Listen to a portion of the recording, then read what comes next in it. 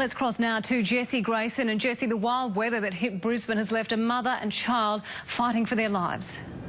Georgie, all throughout this weather crisis that's gripped Queensland, the Premier, the SES and police have pleaded with people to take care, to stay out of flooded roadways, causeways, rivers, be aware of downed power lines and trees. Well, those warnings became all too real this morning when a massive tree slammed into a mother and her young son at Kedron Brook at Gordon Park.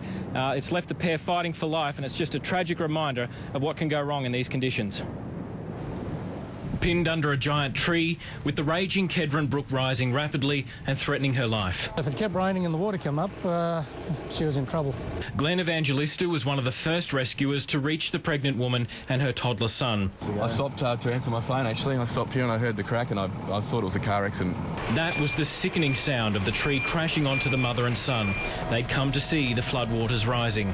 Have a look around, it's the biggest tree in the park.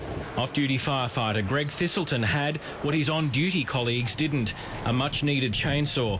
It took a team of 20 minutes to free the 35-year-old, her husband watching anxiously on. As you would be startled and certainly in pain. She has some quite serious injuries. Both mother and son are now critically ill. Well, I've got kids myself, and when you see that, it's not pleasant. Frustrated rescue crews are furious. Their warnings about flooded roads and creeks are being ignored. A 27-year-old motorcyclist drowned attempting to cross a flooded bridge at Greenbank. Yes, we did have Rural Fire Brigade arrive to try and render assistance, but he was too far into the water. The all-too-familiar brown water saw Windsor residents leave their homes by boat. Floods there peaking 1 metre higher than 2 years ago.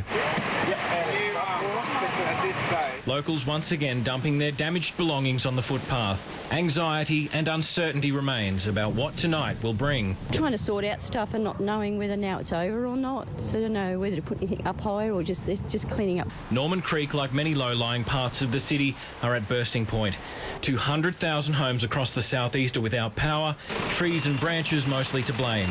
With more than 2,000 lines still down, it'll be several days before power is fully restored.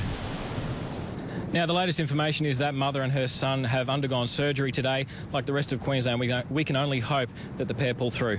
Let's hope so. Thank you, Jessie Grayson at Southbank.